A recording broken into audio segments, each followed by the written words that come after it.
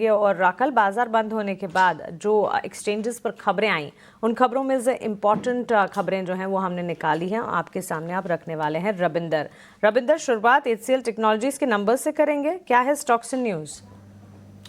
जी बिल्कुल, बहुत सारे कंपनीज ने जो अपने कल अर्निंग अनाउंस किए, जैसे कि HCL टेक, टाटा टेक, तेजस नेटवर्क।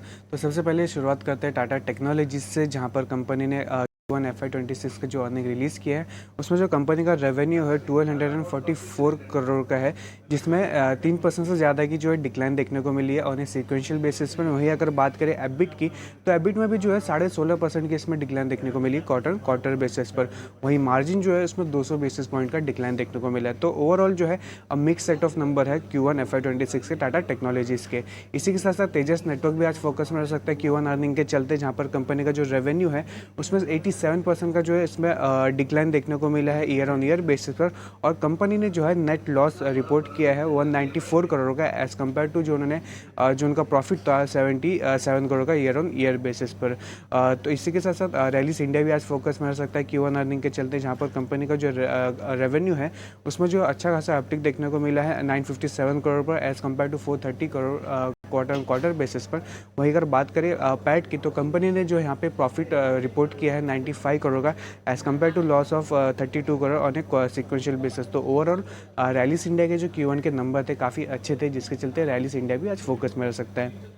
अब बात करें कुछ खबरों वाले शेयर्स की, तो उसमें जो पहला शेयर है सन फार्मा, जहाँ पर कंपनी ने जो USA में स्पेशलिटी प्रोडक्ट लेक्सेल्वी लॉन्च किया है, जो कि सिवियर एलोपेरिया एरिटा के ट्रीटमेंट के लिए यूज़ होती है। और इसी के साथ साथ कंपनी ने जो है पेटेंट का जो डिस्प्यूट है उसका सेटलमेंट का भी अनाउंस किया है।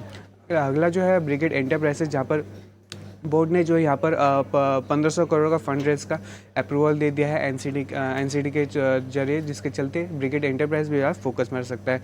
ओबेरॉय रियल्टी भी फोकस में रह सकता है, जहाँ पर ओबेरॉय रियल्टी के कंसोर्टियम ने जो है होटल हॉरिजॉन के लिए 919 करोड़ की बोली के थ्रू CIRP यानी कॉर्पोरेट इंसॉल्वेंसी रेजोल्यूशन प्रोसेस के तहत जो है जीता है।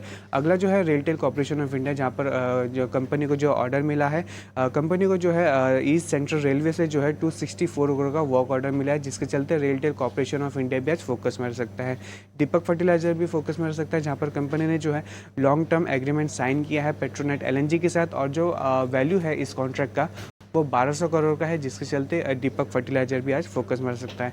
आखिर में कुछ एनर्जी स्टॉक भी फोकस में रह सकते हैं, जैसे कि टाटा पावर, जहाँ पर इंडिया ने जो है 50% नॉन फॉसिल फ्यूल कैपेसिटी है वो जो है अचीव कर लिया है। जो टारगेट था 2030 तक का कंप्लीट करने का, इंडिया ने जो है उसको 5 साल पहले ही कंप्लीट कर दिया है। और इंडिया का टोटल इंस्टॉल पावर कैपेसिटी जो है 484.8 गीगावाट पर आ जाता है, जिसके चलते कुछ एनर्जी स्टॉक भी आज जो फोकस में रह सकते हैं।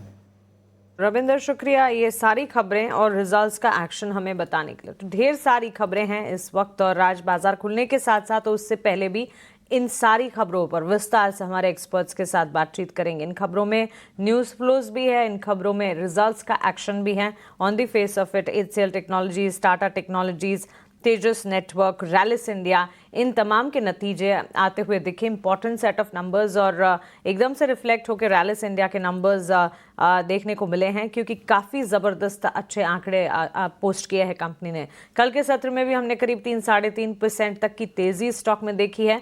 घाटे से मुनाफे में जून तिमाही में आई है कंपनी, और इसके अलावा भी आप देखेंगे तो हर पैरामीटर पर नंबर जो हैं काफ़ी पॉजिटिव हैं। तो बाजार खुलने के साथ एब्सोल्यूट मूव यहाँ पर आता हुआ ज़रूर दिख सकता है। इसके अलावा भी बाकी सारी कंपनियों के नतीजों पर फोकस रहेगा। Sun Pharma, Brigade, Oberoi Realty, RailTel, Deepak Fertilizer जैसे काउंटर्स और एनर्जी कंपनियां खबरों के चलते फोकस रेडार पर रहेगी। लेकिन HCL टेक्नोलॉजीज, जिसके नतीजों की बात अभी हम कर रहे थे,